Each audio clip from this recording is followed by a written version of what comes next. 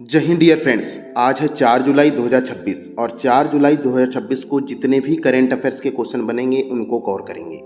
यदि आप चैनल में पहली बार आए हैं तो चैनल को सब्सक्राइब कर लीजिएगा।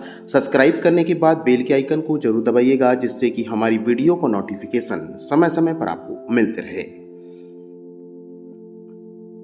आज का पहला क्वेश्चन है, ये क्वेश्चन नहीं लिख पाया लेकिन याद रखिएगा, अंतर्राष्ट्रीय प्लास्टिक बैग मुक्त दिवस कब मनाया जाता है। ये महत्वपूर्ण क्वेश्चन है, अंतर्राष्ट्रीय प्लास्टिक बैग मुक्त दिवस कब मनाया जाता है।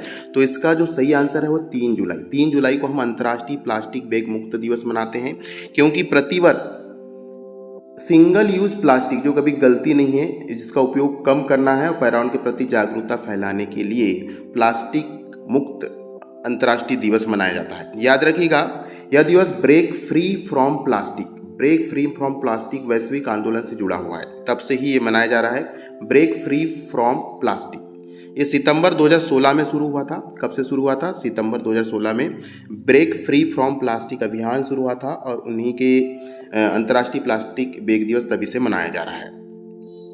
अंतर्राष्ट्रीय दिवस की बात आ रही है तो चलिए एक नज़र अंतर्राष्ट्रीय दिवस में डाल लेते हैं। विश्व खेल पत्रकार दिवस 2 जुलाई को मनाते हैं। विश्व जूनोसिस दिवस 6 जुलाई को मनाते हैं। विश्व स्वाहिली भाषा दिवस 7 जुलाई को मनाते हैं और जुलाई माह का पहला शनिवार अंतर्राष्ट्रीय सहकारिता दिवस के रूप में मनाया जाता है। और वहीं पर विश्व जनसंख्या दिवस हम 11 जुलाई को मनाते हैं। विश्व युवा कौशल दिवस हम 15 जुलाई को मनाते हैं। अंतर्राष्ट्रीय न्याय दिवस 17 जुलाई को मनाते हैं। अंतर्राष्ट्रीय नेल्सन मंडेला दिवस 18 जुलाई को मनाते हैं। अंतर्राष्ट्रीय शतरंज दिवस हम 20 जुलाई को मनाते हैं। विश्व डूबने से बचाव दिवस 25 जुलाई को मनाते हैं। मैंग्रोव पारिस्थितिक तंत्र संरक्षण अंतर्राष्ट्रीय दिवस हम 26 जुलाई को मनाते हैं। विश्व हेपेटाइट दिवस 28 जुलाई को। अंतर्राष्ट्रीय बाघ दिवस 29 जुलाई। अंतर्राष्ट्रीय मैत्री दिवस 30 जुलाई को मनाते हैं और साथ ही साथ मानव तस्करी के विरुद्ध विश्व दिवस 30 जुलाई को मनाया जाता है। तो ये कुछ अंतर्राष्ट्रीय दिवस थे जो कि एग्जाम की दृष्टि से बहुत ज़्यादा इंपॉर्टेंट है, आप भी इनको याद कीजिएगा। चलिए आगे बढ़ते हैं। पहले वीडियो को लाइक करें, शेयर करें। थोड़ा लेट हो गया हूँ वीडियो बनाने में क्योंकि बाहर चला गया था, कोई बात नहीं। चलिए अगला क्वेश्चन है, हाल ही में भारतीय सेना के उप प्रमुख का पदभार किसने ग्रहण किया। A lieutenant general Upendra Dwivedi, B lieutenant general Dheeraj Seth, C lieutenant general Sandeep Jain, D lieutenant general MV Suchindra Kumar. चलिए बताइए इसका आंसर क्या होगा कि भारतीय सेना के उप प्रमुख का पदभार किसने ग्रहण किया है। तो डियर स्टूडेंट, इसका जो सही आंसर है वह है लेफ्टिनेंट जनरल संदीप जैन, भारतीय सेना के उप प्रमुख बने हैं और 1 जुलाई 2026 को भारतीय सेना के उप प्रमुख के रूप में कार्यभार संभाला है। इसे शॉर्टकट में VCOS कहा जाता है।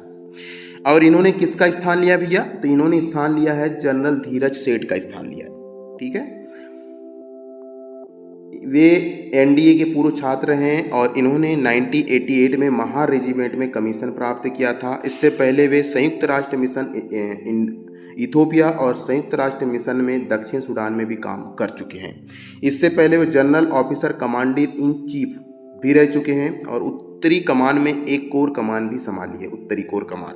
तो इनका नाम याद रखिएगा, संदीप जैन। चलिए आगे बढ़ते हैं। अब कुछ भारतीय सेना में जो मुख्य पदों पर नियुक्ति हुई है उन अधिकारी को नाम देख लेते हैं। जैसे 31वें भारतीय सेना के प्रमुख बने हैं, आर्मी चीफ बने हैं लेफ्टिनेंट जनरल धीरज सेठ और इन्हीं का स्थान अभी जैन साहब ने लिया है। आ गया नीचे, लेफ्टिनेंट जनरल संदीप जैन को भारतीय सेना के उप प्रमुख वाइस चीफ के रूप में नियुक्त किया गया है। और वहीं पर chief of the naval staff admiral Krishna Swaminathan बने हैं। वायुसेना के उप प्रमुख बने हाल ही में एयर मार्शल आशुतोष दीक्षित जी। क्वेश्चन ये भी बन सकता है कि मध्य वायु कमान के air officer commanding in chief किसे बनाया गया है। इसका सही आंसर है एयर मार्शल तरुण चौधरी को। अगला क्वेश्चन है कि प्रशिक्षण कमान के air officer commanding in chief बनाए गए हैं एयर मार्शल सितपल्ली श्रीनिवास। वहीं पर chief of defence staff CDS किसे बनाया गया है? ये बनाया गया है जनरल SN राजा सुब्रमण्य को।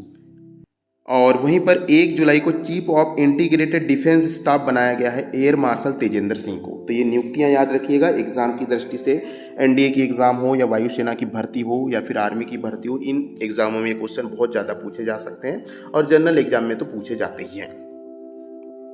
अगला क्वेश्चन, पश्चिम बंगाल में महिलाओं की सुरक्षा के लिए शुरू किए गए विशेष पुलिस अभियान का नाम क्या है। ए दुर्गा स्क्वाड, बी शक्ति स्क्वाड है ए, बी है दुर्गा स्क्वाड, सी है नारी सुरक्षा बल, डी है महिला रक्षा मिशन। तो डियर स्टूडेंट, इसका जो सही आंसर है, हाल ही में पश्चिम बंगाल ने शुरू किया है दुर्गा स्क्वाड। क्वेश्चन देखो कैसे कैसे बनते हैं। क्वेश्चन ये बन सकते हैं कि पश्चिम बंगाल में महिलाओं के लिए कौन सी स्क्वाड बनाया है, तो दुर्गा स्क्वाड बनाया है। ये भी क्वेश्चन आ सकता है कि पश्चिम बंगाल में महिलाओं की सुरक्षा के लिए क्या बनाया गया है, तो दुर्गा स्क्वाड बनाया गया है, जिसमें 500 पुलिस स्थानों को साइबर सहायता डेस्क के माध्यम से जोड़ा गया है। 24 घंटे इसमें आप अपनी सहायता ले सकते हैं। साइबर अपराध या फिर आपके साथ कोई धोखाधड़ी हुई है तो आप यहाँ पर देख सकते हैं, महिलाओं के लिए भी। चलिए अब बात आई है महिलाओं की, तो तमिलनाडु सरकार ने सिंगापेन स्पेशल फोर्स, याद रखिएगा सिंगापेन स्पेशल फोर्स की स्थापना भी तमिलनाडु सरकार ने की है महिलाओं की सुरक्षा के लिए। और अभी पश्चिम बंगाल ने क्या शुरू किया है, दुर्गा स्क्वाड। तो ये दोनों नाम याद रखिएगा। अगला क्वेश्चन है, हाल ही में मिजोरम सरकार ने दृष्टिबाधित लोगों की शिक्षा के लिए किस कंपनी के साथ समझौते ज्ञापन पर हस्ताक्षर किया है? A Tata Motors, B Mahindra and Mahindra, C Toyota Kirloskar Motor, D Maruti Suzuki India. तो इसका सही आंसर है टोयोटो क्लोरेस्टर मोटर ने क्लोस्कर टोयोटो और किलोस्कर मोटर ने मिजोरम के साथ सहयोग किया है। क्या होगा, तो ये दृष्टिबाधित लोगों के लिए मोटर बनाएंगे, गाड़ी बनाएंगे। ठीक है, इस समझौते के तहत सहायक तकनीकी और प्रशिक्षण संस्थान उपलब्ध कराया जाएगा। और समझौते के लिए महिला एवं बाल विकास मंत्री मिजोरम की लाल रिपुन इसमें उपस्थित रहीं। ठीक है, और टोयोटो की ओर से कार्यकारी उपाध्यक्ष विक्रम गुलाटी इसमें साझेदार रहे। इस प्रकार से मिजोरम के बीच में टोयोटो क्लोरेस्कर मोटर के बीच में समझौता हुआ है। दृष्टिबाधित व्यक्तियों के लिए बाइक बनाएंगे, ट्रिसाइकिल बनाएंगे, कुछ ऐसे उनसे संबंधित वाहन बनाए जाएंगे। अब बता दें कि टोयोटो और क्लोस्टर मोटर ये दो रूप से जापान की कंपनी टोयोटो और भारत की कंपनी किर्लोस्कर ग्रुप दोनों का एक संयुक्त उपक्रम है। ठीक है, चलिए दिव्यांगजनों के लिए कर्नाटक में हाल ही में ध्वनि स्पंदन योजना शुरू किया है, जिसमें बसों में ऑडियो डिवाइस लगाकर आने वाले गंतव्य स्थान की जानकारी दी जाती है।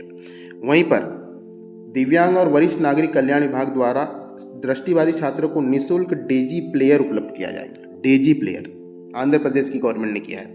वहीं पर दृष्टिबाधित छात्रों को प्रतियोगी परीक्षा की निःशुल्क कोचिंग दी जाएगी, ऐसी घोषणा किया है उत्तराखंड सरकार ने।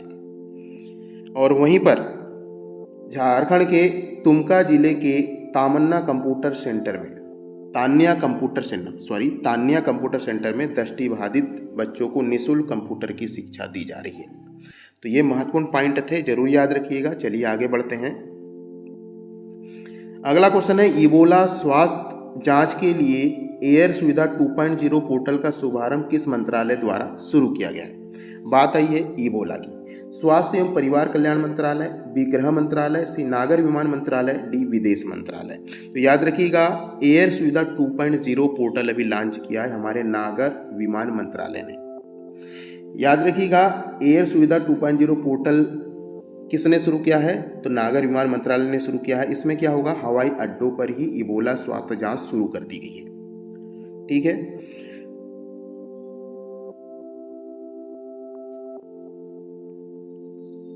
अब इबोला वायरस की बात आई है तो उससे संबंधित जो करंट अफेयर्स के क्वेश्चन बन सकते हैं या उसके इंपॉर्टेंट क्वेश्चन कैसे बनेंगे, तो इबोला वायरस की पहचान सबसे पहले हुई थी 1976 में कांगो देश में। कहाँ पर, कांगो देश में। कहा जाता है कि कांगो देश के लोग बंदर को भी मार के खा जाते हैं, कुछ आदिवासी लोग वहाँ के, ऐसा कहा जाता है। इसका नामकरण इबोला नदी के नाम पर पड़ा है। इसका जो वाहक है वो चमगादड़ है। चमगादड़ इसका वाहक है। फ्रूटपेट चमगादड़, फ्रूटपेट नाम का चमगादड़ है जिससे ये फैला है। यह रक्त और तरीली पदार्थ के सीधे संपर्क में आने से हो जाता है। इबोला हवा और पानी से फैलता है और इसकी जो अवधि है 21 दिन तक अधिकतम हो सकती है। तेज बुखार, कमजोरी और गंभीर रक्तस्राव ये इसके लक्षण हैं। और यह वायरल हेमोरेजिक फीवर उत्पन्न करता है जिसमें मृत्यु की संभावना लगभग 50% बताई जाती है। यह अभी हाल ही में सबसे ज़्यादा इबोला वायरस से प्रभावित जो देश है वो है कांगो लोकतांत्रिक गणराज्य। कांगो लोकतांत्रिक गणराज्य इबोला वायरस से सर्वाधिक प्रभावित है। तो इतने क्वेश्चन आप याद रखिएगा। आगे बढ़ते हैं। अगला क्वेश्चन है, नई दिल्ली में आयोजित राज्यों के पंचायती राज्य मंत्रियों की राष्ट्रीय कार्यशाला की अध्यक्षता कौन करेंगे? ए नितिन गडकरी, बी राजीव रंजन सिंह, सी शिवराज सिंह चौहान, डी धर्मेंद्र प्रधान। तो याद रखिएगा पंचायती राज्यों की मीटिंग कहाँ पर हो रही है, ये क्वेश्चन पूछा जाएगा 2026 में। तो याद रखिएगा ये नई दिल्ली में हो रही है। और इसकी अध्यक्षता कौन कर रहे हैं, तो भैया इसकी अध्यक्षता कर रहे हैं राजीव रंजन सिंह। और राजीव रंजन कौन है, तो ये है पंचायती राज्य मंत्रालय के राज्यों के पंचायती राज्य मंत्री की राष्ट्रीय कार्यशाला का आयोजन किया गया है। और इसकी अध्यक्षता केंद्रीय पंचायती राज्य मंत्री राजीव रंजन सिंह कर रहे हैं। इसमें केंद्रीय राज्य मंत्री प्रोफेसर SP सिंह बघेल भी इसमें उपस्थित रहे। आपको बता दूं ये 16वें वित्त आयोग की सिफारिश पर यह चर्चा की जा रही है। 3 जुलाई को यह बैठक संपन्न होगी, नई दिल्ली में संपन्न हुई। ठीक है, अगला क्वेश्चन। हाँ, अभी हाल ही में केंद्रीय वस्त्र मंत्रालय द्वारा राष्ट्रीय वस्त्र मंत्रियों की जो बैठक हुई, कहाँ पर हुई, गुवाहाटी असम में संपन्न हुई। किसकी, कपड़ा मंत्रियों की बैठक। वहीं पर स्वास्थ्य मंत्रियों की बैठक कहाँ पर हुई है, तो ये हुई है केवड़िया गुजरात में। केवड़िया गुजरात में स्वास्थ्य मंत्रियों की बैठक हुई है। और बाकी अधिकतर जो मंत्रिमंडल की बैठक होती है नेशनल लेवल पर, तो अधिकतर दिल्ली में होती है, लेकिन कुछ स्पेशल बैठक जैसे कपड़ा मंत्रालय की बैठक गुवाहाटी असम में हुई। और अभी हाल ही में स्वास्थ्य मंत्रियों की बैठक केवड़िया गुजरात में हुई है। ये आपको याद रखना है। ठीक है, चलिए आगे बढ़ते हैं। अगला महत्वपूर्ण क्वेश्चन, पहले वीडियो को लाइक करें, ज़्यादा से ज़्यादा शेयर करें, निःशुल्क PDF आपको मिल जाएगी। क्वेश्चन है, US ओपन बैडमिंटन 2026 में भारतीय शटलर किदाम्बी श्रीकांत ने कौन सा पदक जीता है।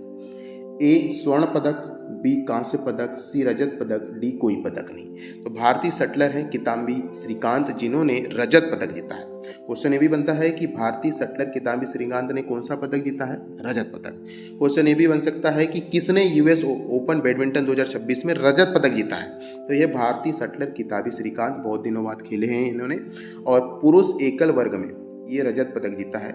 फाइनल में इन्होंने चीनी ताइवे की सुलियांग को हराया है। और यह टूर्नामेंट कहाँ आयोजित हुआ था, तो आपको बता दूं यह टूर्नामेंट कैलिफोर्निया अमेरिका में आयोजित हुआ था। ठीक है, US ओपन बैडमिंटन चैंपियनशिप के BWF सुपर 100 इस पर की प्रतियोगिता होती है। हाँ, श्रीकांत का अंतिम अंतर्राष्ट्रीय खिताब फ्रेंच ओपन 2017 था। उसके बाद इन्होंने बहुत दिनों बाद खिताब जीता है। चलिए अब बात आई है बैडमिंटन की। तो हाल ही में बैडमिंटन के कुछ खिलाड़ियों ने कौन से खिताब जीते हैं, चलिए देख लेते हैं। तो आपको बता दूं हाल ही में रंकी रेड्डी और चिराग शेट्टी, स्वास्तिक साईराज, रंकी रेड्डी और चिराग शेट्टी ने भारतीय स्टार की जोड़ी ने पुरुष युगल मेंस डबल का खिताब, सिंगापुर ओपन पुरुष युगल मेंस डबल का खिताब जीतकर इतिहास रच दिया है। वहीं पर देविका सुहाग ने थाईलैंड मास्टर 2026 महिला एकल का खिताब जीता है। और वहीं पर आयुष शेट्टी ने, युवा शटलर हैं आयुष शेट्टी ने बैडमिंटन एशिया चैंपियनशिप का खिताब में रजत पदक जीता है। ठीक है, और किदाम्बी श्रीकांत ने हाल ही में US ओपन 2026 बैडमिंटन में रजत पदक जीता है। तो ये पदक विजेताओं के नाम याद रखिएगा, एग्जाम की दृष्टि से बहुत ज़्यादा इंपॉर्टेंट है और अक्सर एग्जाम में पूछे जाने वाले क्वेश्चन है, बहुत इंपॉर्टेंट क्वेश्चन है ये सभी। चलिए आगे बढ़ते हैं, अगला क्वेश्चन देखते हैं जो कि एग्जाम की दृष्टि से इंपॉर्टेंट हो जाते हैं बहुत ज़्यादा। अगला क्वेश्चन है, जुलाई 2026 में भारत के विदेश सचिव के रूप में किसका कार्यकाल 14 जुलाई 2027 तक बढ़ाया गया है। इसका विकल्प है ए विनय मोहन क्वात्रा, बी हर्षवर्धन श्रृंगला, सी विक्रम मिश्री, डी संजय वर्मा। तो सही बताइए इसका आंसर कौन विदेश सचिव का जिनका कार्यकाल अभी हाल ही में बढ़ाया गया है। बहुत इंपॉर्टेंट क्वेश्चन है। तो इसका जो सही आंसर है विक्रम मिश्री हैं जिनका कार्यकाल 2027 तक बढ़ाया गया है। कैबिनेट की नियुक्ति समिति ने इनका कार्यकाल बढ़ाया है। और आपको बताएं कि 1989 बैच के IFS अधिकारी हैं विक्रम मिश्री, और उपराष्ट्रीय सुरक्षा सलाहकार के रूप में भी इन्होंने काम किया है। चीन, म्यांमार और स्पेन में भारत के राजदूत भी रहे हैं। और इंद्र कुमार गुजराल, मनमोहन सिंह और नरेंद्र मोदी जैसे प्रधानमंत्रियों के कार्यकाल में निजी सचिव भी रहे हैं। तो याद रखिएगा। अब बात आई है सचिव की नियुक्ति। तो हाल ही में भूमि संसाधन विभाग के सचिव बने हैं नरेंद्र भूषण, सूचना और प्रसारण मंत्रालय के सचिव बने हैं चंचल कुमार, ग्रामीण विकास विभाग के सचिव बने हैं रोहित कंसल,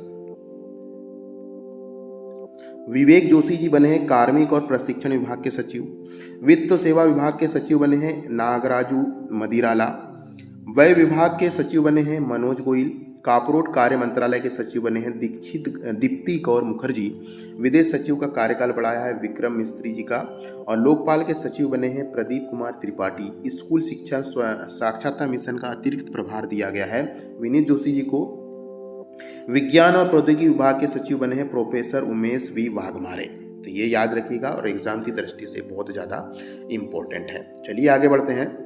अगला महत्वपूर्ण क्वेश्चन, USISPF लीडरशिप अवार्ड 2026 किसे सम्मानित किया गया है? ए कुमार मंगलम बिरला, बी सुनील भारती मित्तल, सी मुकेश अंबानी, डी नटराजन चंद्रशेखरन। तो ये महत्वपूर्ण क्वेश्चन है। लीडरशिप अवार्ड USISPF की लीडरशिप अवार्ड दिया गया है सुनील भारती मित्तल को। सुनील भारती मित्तल को सम्मानित किया है भारत और अमेरिका के आर्थिक संबंधों के बीच मजबूत और दूरसंचार उत्कृष्ट सेवा के लिए। आपको बता दें कि यह पुरस्कार कहाँ दिया गया? वाशिंगटन DC में आयोजित कार्यक्रम में दिया गया। और यहाँ एक शब्द आया है USISPF।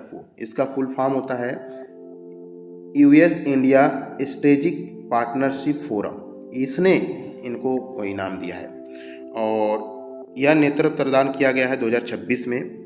याद रखिएगा, भारत, अमेरिका और कनाडा के बीच में अगर व्यापार, रक्षा और उच्च प्रौद्योगिकी के सहयोग में आप साथ देते हैं, उनका बढ़ावा देते हैं, तो ये पुरस्कार दिया जाता है।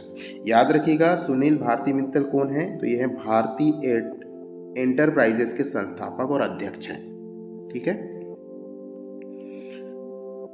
अब कुछ इम्पोर्टेंट पुरस्कार, जैसे ग्लोबल टीचर प्राइज 2026 किसे दिया गया है? रूबल नगी को दिया गया है।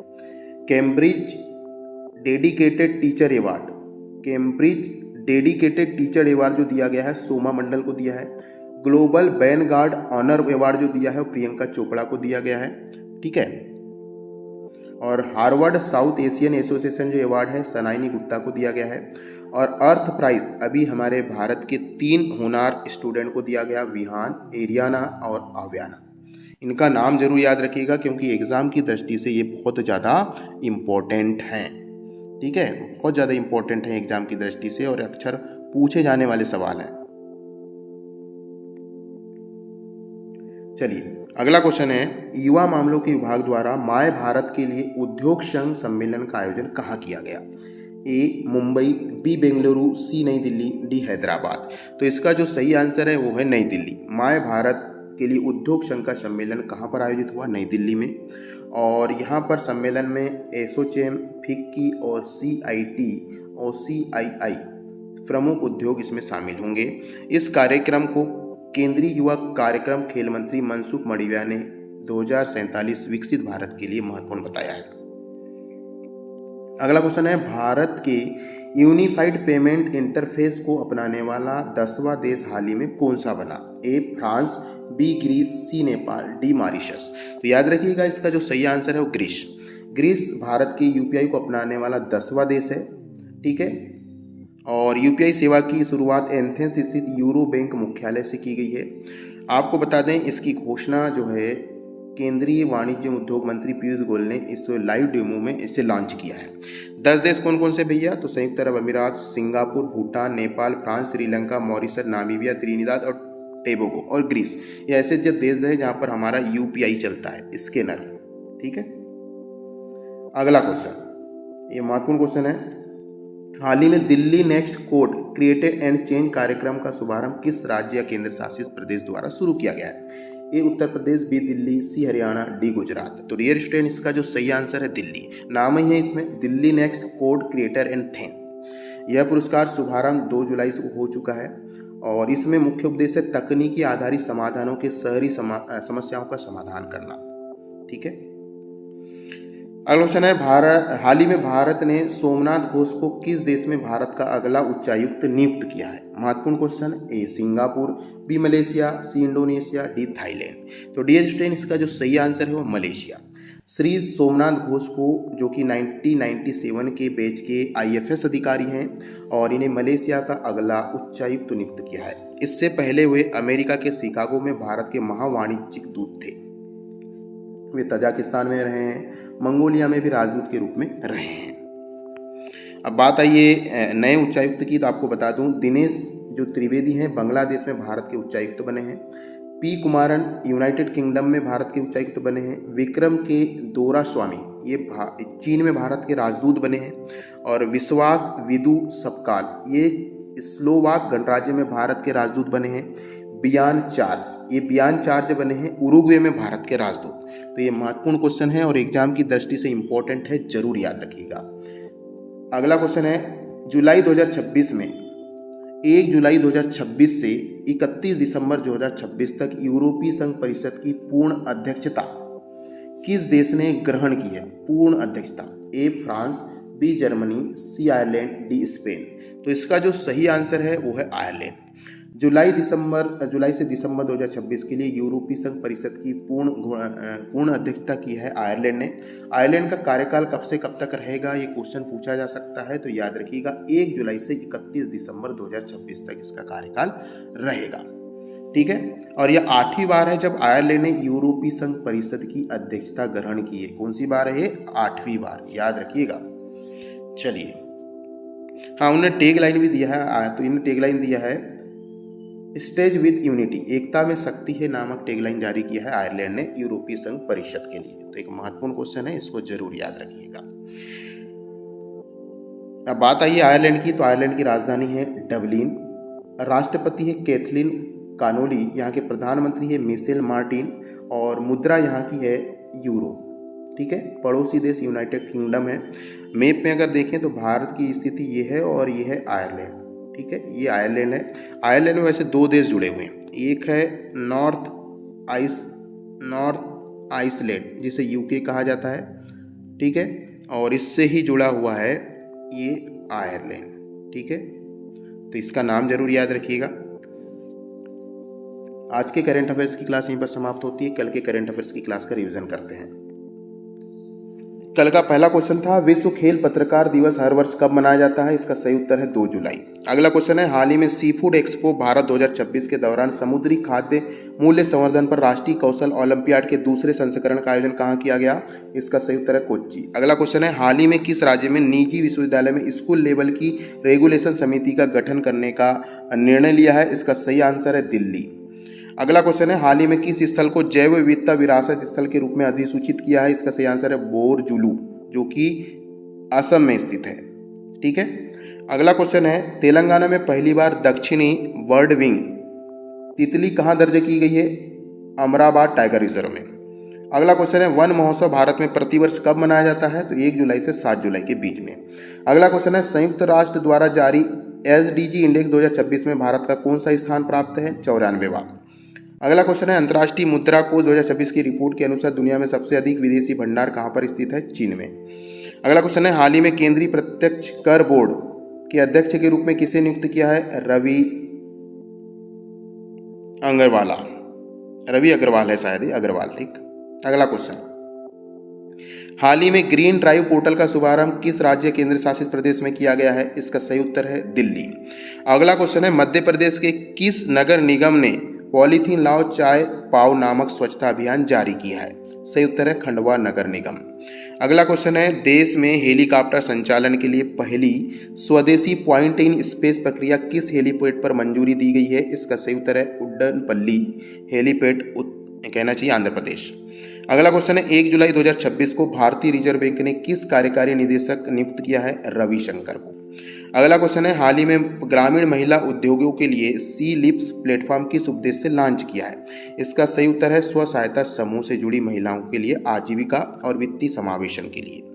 अगला क्वेश्चन है हाल ही में भारत सरकार ने पहली private point in space instrument approach प्रक्रिया के लिए किस हेलीपैड को मंजूरी दी है? उडनपल्ली हेलीपोर्ट, आंध्र प्रदेश। अगला क्वेश्चन है 1 जुलाई 2026 को भारतीय स्टेट बैंक का कौन सा स्थापना दिवस मनाया गया? सही उत्तर है 71वां।